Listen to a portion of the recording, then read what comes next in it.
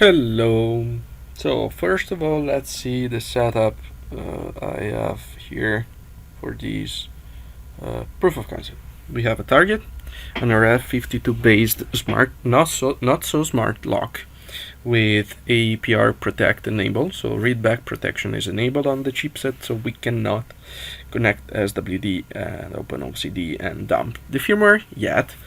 PocketGlitcher. So we have Pocket Beagle with underneath a daughter board called PocketGlitcher, made by LimitedResults, that allows anyone to do glitching in a very affordable way. So that's pretty cool.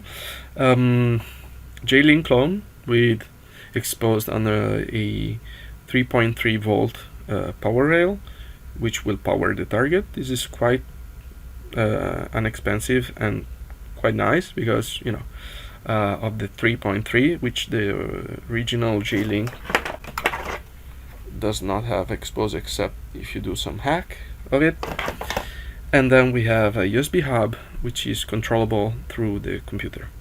So in that way we can control through a Python library or through a bash script that calls the Python library or whatever, each of these ports, so we can turn on and turn off independently at our own will. This is very good because then we can automate the glitching attack, the fault injection attack, because as you will see, this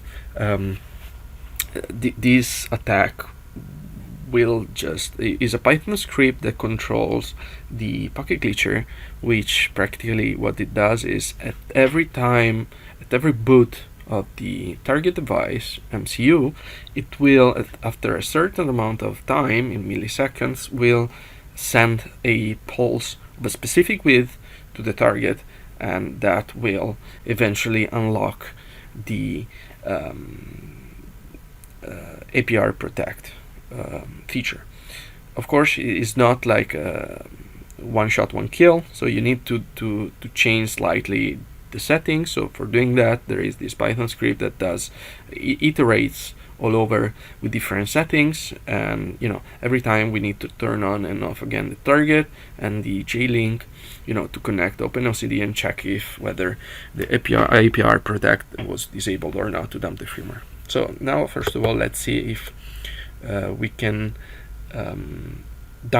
access with OpenOCD the SW interface and whatever is beneath the external facing SWD interface. Here, as you can see, it's confirmed the device is locked, so it has a app protect register enabled, so we cannot dump the content of the MCU from firmware perspective or RAM perspective. What we can do is, the only thing we can do is we can erase the content of the firmware and the RAM and just wipe out the entire content. But that's not the case because we don't want to lose it. We want to access it, dump it, and do reverse engineering and find whatever vulnerabilities or forensics and stuff like that.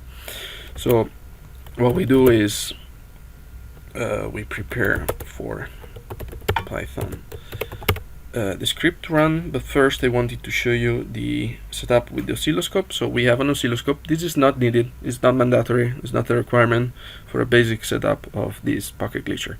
I just hooked up to different source signals just to show you what happens under the hood. So there will be the boot boot signal in yellow. In dark blue here on the bottom there will be the effective glitch, and you will see what will happen. So let's give it a try with the glitcher. Bam.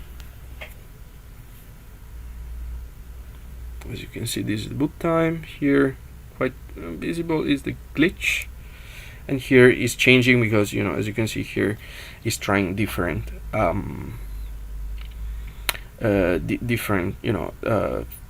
versions of the pulse. So there will be a delay of, as you can see here, 433 milliseconds after the boot, of a pulse of a width of 25, and then of 15, and so on and so forth. Eventually, it's always matter of a bit of luck. So sometimes it needs few iterations, some other times need a few more. Sometimes you need to debug with the debugger and well, in this case, the oscilloscope, and figure out the right params. Here are default settings, pretty much, of delay and width and attempts. So you just need to modify the Python script on the top beginning of the Python script. There are the settings you can tweak in case. But here, you know, time goes by. As you can see here, are slightly changing because there is a trigger on channel on CH2, so it will, you know, eventually work. And I guess we did it. After a delay of 550 milliseconds with a width of 15, we got access to the